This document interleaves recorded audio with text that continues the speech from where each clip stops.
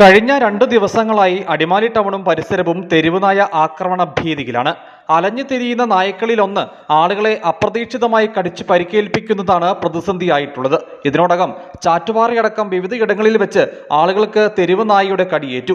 രാവിലെ റോഡരികിലൂടെ നടന്നു പോകുമ്പോൾ എതിർദിശയിൽ നിന്നും വന്ന നായ അപ്രതീക്ഷിതമായി കടിക്കുകയായിരുന്നുവെന്ന് ചാറ്റുപാറ ഭാഗത്ത് വെച്ച് തെരുവുനായ ആക്രമണത്തിനിരയായ ചാറ്റുപാറ സ്വദേശി യാക്കോബ് പത്രോസ് പറഞ്ഞു.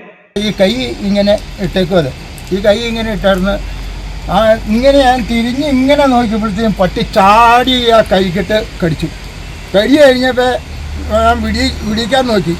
ഈ കടിച്ച് അപ്പം തന്നെ ഞാൻ ഇങ്ങനെ പൊക്കിക്കഴിഞ്ഞപ്പോൾ പട്ടിയോടുകൂടി സകലം പൊങ്ങി. 10-ലധികം ആളുകൾക്ക് ഇതിനോടകം വിവിധയിടങ്ങളിൽ വെച്ച് തെരുവ് നായയുടെ കടിയേറ്റിട്ടുള്ളതായാണ് വിവരം. നായയെ പിടികൂടുവാൻ ശ്രമം നടക്കുന്നുണ്ട്.